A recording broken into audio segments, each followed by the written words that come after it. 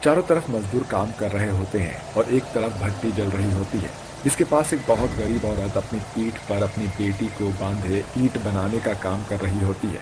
तभी उसके पास वहां का मुनीम आता है। अरे क्या कर रही हो? इतने धीरे धीरे हाथ चलाओगी तो कल तक भी काम खत्म नहीं होने वाला। तभी तमन्ना की बेटी रोने लगती है।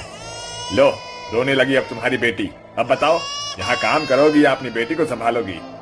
साहब, बस थोड़ा सा वक्त दे दीजिए। मैं जल्दी ही अपनी बेटी को दूध पिलाकर काम करना शुरू कर दूंगी। देखो, आज तो ये सब कुछ मैंने नजरअंदाज कर दिया, लेकिन कल से तुम अपनी बेटी को यहाँ पर लेकर नहीं आओगी। ऐसा कहकर वो वहां से चला जाता है और बेचारी तमन्ना अपनी नन्ही मुन्नी बेटी को दूध पिलाकर फिर से ईंटें बनाने का काम शुरू कर देती है। ईंट बनाते बनाते उसके हाथ में चोट लग जाती है। हे भगवान, ये क्या? मेरे हाथ से तो खून निकल रहा है और बहुत दर्द भी हो रहा है। बेचारी तमन्ना रोते हुए अपने दर्द को सहन करती हुई ईंट बनाने लगती है। वहीं दूसरी तरफ उसका पति भी ईंट बनाने का काम कर रहा होता है। शाम के समय वो दोनों अपना काम करने के बाद घर के लिए निकलने लगते हैं। अरे तमन्ना, आज तो मालिक ने पैसे भी नहीं दिए हैं। घर पर राशन भी खत्म हो रखा है। हाँ, ये तो है। चलो, अब घर चलते हैं। वो दोनों जा ही रहे होते हैं, लेकिन अचानक से बारिश होने लगती है। वो रास्ते से सफेद कट्टे उठा लेते हैं और उन्हें अपने सर पर ओढ़कर घर चले जाते हैं। घर पहुंचने के बाद उनकी झोपड़ी के चारों तरफ से पानी टपकने लगता है। अरे बहू, तुम आ गई। चलो, अच्छा हुआ मैंने ये प्लास्टिक की पन्नियों को एक साथ जोड़ दिया। अब ये काफी बड़ी हो गई है। झोपड़ी के चारों तरफ पानी टपक रहा है। तुम धर्मेंद्र के साथ मिलकर ये झोपड़ी के ऊपर ढक दो। जी माँ जी, ये तो आपने अच्छा किया। ऐसा कहकर तमन्ना अपने पति के साथ मिलकर प्लास्टिक की पन्नी को झोपड़ी के ऊपर ढक देती है, जिसके बाद वो बचे हुए राशन से कुछ खाने पीने के लिए बना लेती है, लेकिन वो खाना कम पड़ जाता है। माँ, आपने खाना नहीं खाया? माँ, आप भी खा लो ना। आपको भूख नहीं लगी है क्या? हाँ बच्चों, ये खाना मैं खाऊंगी, तुम अपना खा लो। जैसे ही तमन्ना बचा हुआ खाना खाने वाली होती है, तभी उसका छोटा बेटा कहता है। माँ, मेरा पेट नहीं भला, मुझे और खाना चाहिए। ये सुनते ही वो अपने हिस्से का खाना भी अपने बेटे को खिला देती है और खुद भूखी रह जाती है। चलो बच्चों, अब सोने का समय हो गया है।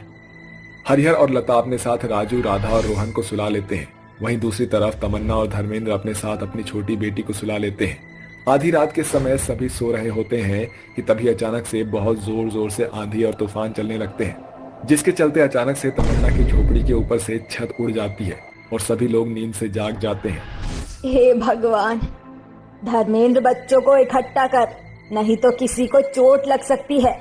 हरिहर और धर्मेंद्र दोनों बच्चों को इकट्ठा करके झोपड़ी के बाहर निकल आते हैं, जिसके बाद वो पूरा परिवार तेज आंधी और तूफान में रुकने का कुछ इंतजाम ढूंढने लगते हैं। चलते चलते कुछ दूरी पर उन्हें कूड़े के खत्ते के पास बड़े बड़े पाइप नजर आते हैं।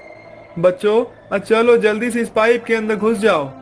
धर्मेंद्र अपने पूरे परिवार के साथ उन बड़े बड़े पाइप में रुक जाता है। तभी उसका बेटा कहता है। पिताजी, मुझे बहुत ठंड लग रही है।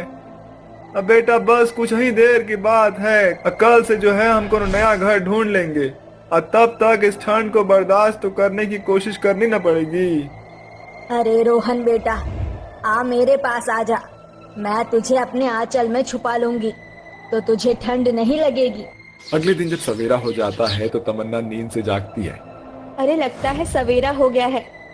चलो, अब हमें अपने घर लौट जाना चाहिए। तमन्ना अपने परिवार के साथ वापस अपनी झोपड़ी के पास आ जाती है, लेकिन आंधी और तूफान के चलते उनकी झोपड़ी तहस नहस हो चुकी थी। अरे ये क्या, हमारी पूरी झोपड़ी तो तहस नहस हो गई है। अब हम क्या करें? तभी लता अपनी सिली हुई पन्नी उठाती है। हमें रहने लायक कुछ इंतजाम तो करना ही पड़ेगा। लता की बात सुनकर धर्मेंद्र 4 बड़े बड़े डंडे उठाकर उस पन्नी को एक टेंट जैसा बना देता है, जिसके बाद वो कहता है। अभी के लिए इसमें गुजारा करना ही पड़ेगा, लेकिन हमें अपना खुद का पक्का ईंटों से बना हुआ मकान बनाना ही होगा। ये सब तो ठीक है, लेकिन हमारे पास पैसे नहीं है। हम खुद ही ईंट बनाएंगे, लेकिन इसके लिए हमें मेहनत करनी होगी। और चलो, हमारी मजदूरी का समय हो गया है। धर्मेंद्र तमन्ना के साथ मिलकर ईंटें बनाने के काम पर चला जाता है, जिसके चलते वो दिन भर कई सारी ईंटें बनाते हैं। वाह, आज तो तुमने काफी सारा काम किया है। ये लो, तुम्हारे पिछले और आज के पैसे मिलाकर ये पैसे बनते हैं। पैसे देखने के बाद वो दोनों बहुत खुश होते हैं, जिसके चलते वो वहां से चले जाते हैं। अजी ये तो काफी सारे पैसे हैं। इतने पैसों से तो ईंट बनाने की मशीन भी आ जाएगी और सीमेंट भी आ जाएगा। हाँ हाँ, तुम बिल्कुल सही कह रही हो। अब हम खुद का ईंट बनाकर अपना पक्का मकान बना सकते हैं। घर जाते समय वो दोनों रास्ते से ईंट बनाने की भट्टी और सीमेंट खरीद लेते हैं, जिसके बाद वो दोनों अपनी जमीन के पास उस ईंट बनाने की भट्टी को लगा लेते हैं और बहुत मेहनत के साथ वहाँ ईंटें बनाना शुरू करते हैं। माँ, मैं भी आपकी मदद करना चाहती हूँ। बताओ मुझे क्या करना होगा? नहीं बेटी, तुम परेशान मत हो, हम खुद से काम कर लेंगे। नहीं माँ, मैं आपकी बेटी हूँ, इस नाते मैं आपकी मदद करना चाहती हूँ। अरे वाह, मेरी लाडो रानी तो बहुत बड़ी हो गई। अगर ऐसी बात है तो तुम हमें ईंट बनाने के लिए सीमेंट उठा उठा कर देती जाओ। तमन्ना के कहने के बाद रूपा उसे सीमेंट उठा उठा कर देती रहती है। वहीं दूसरी तरफ उसके दोनों बेटे रोहन और राजू एक साथ खेलते रहते हैं। काम होने के बाद वो सभी चटनी और रोटी खाकर सो जाते हैं। अगले दिन जब सवेरा होता है तो धर्मेंद्र और तमन्ना मजदूरी करने चले जाते हैं और शाम को वापस लौटने के बाद वो अपनी खुद की ईंटें बनाने लगते हैं। उन्हें ईंट बनाते हुए गांव के कई लोग देखते हैं। और वाह,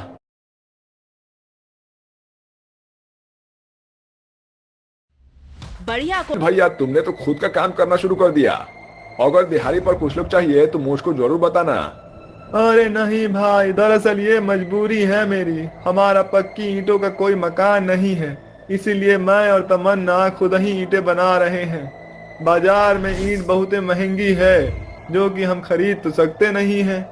अरे वाह, यही तो खूब बढ़िया बात है। भैया यही काम करो, आप मेहनत करते रहो, हम आपका साथ हूँ। ऐसा कहकर वो वहां से चला जाता है, जिसके बाद तमन्ना और धर्मेंद्र अपने काम में लग जाते हैं। देखते देखते कुछ दिन बीत जाते हैं, जिसके बाद वो अपना पक्की ईंटों का मकान बनाकर तैयार कर लेते हैं और ईंटें बनाने वाली भट्टी भी घर में ही लगा लेते हैं, जिसके चलते उनका घर गर्म ही रहता है। आखिरकार हमारा मकान बन ही गया। हाँ माँ जी, कड़ी मेहनत के बाद आखिर अब हमारे पास पक्की ईंट से बना हुआ मकान है। अब चाहे आंधी आए या तूफान या फिर हो सर्दी जबरदस्त, हमें कभी भी कोई परेशानी नहीं होगी। हाँ बहू, तुमने बिल्कुल सही कहा, लेकिन इसमें तुमने बहुत मेहनत किया है। एक तरफ बच्चे तो दूसरी तरफ घर की जिम्मेदारी। अगर तुम ना होती तो पता नहीं ये मकान कैसे बनता। बाबूजी, हम सभी ने कड़ी मेहनत की है। वो इतना कहती ही है कि तभी अचानक से कोई उनका दरवाजा खटखटाता है। मैं देखता हूँ कौन है दरवाजे पे। ए मोटा भाई, ये घर तमन्ना और धर्मेंद्र का है क्या, जो खुद का ईंटा बनाते हैं? हाँ, कहिए आपको क्या काम है? दरअसल मुझे जो है न आपका काम बहुत पसंद आया और जो है न मैं आपसे ही ईंटा बनवाना चाहता हूँ। तभी वहाँ तमन्ना आ जाती है और सब कुछ सुन लेती है। अरे ये तो बहुत अच्छी बात है, अब हमें किसी के पास मजदूरी करने नहीं जाना पड़ेगा। ठीक है भाई साहब, हम आपका काम करने के लिए तैयार हूँ। ऐसा कहकर वो आदमी तुरंत उन्हें एडवांस में 10,000 रुपए दे देता है। ए मोटा भाई, ये लो एडवांस, बाकी के पैसे जैसे ही काम खत्म होंगे ना तो उसके बाद मैं दे दूंगा। वो ऐसा कहने के बाद वहां से चला जाता है, जिसके बाद तमन्ना और धर्मेंद्र उन पैसों से और सीमेंट और घर का राशन ले आते हैं। वहीं दूसरी तरफ वो अपने बच्चों को स्कूल में भी डाल देते हैं। देखते ही देखते उनकी सभी परेशानियां खत्म हो जाती है और वो अपना खुद का ईंटों का काम करके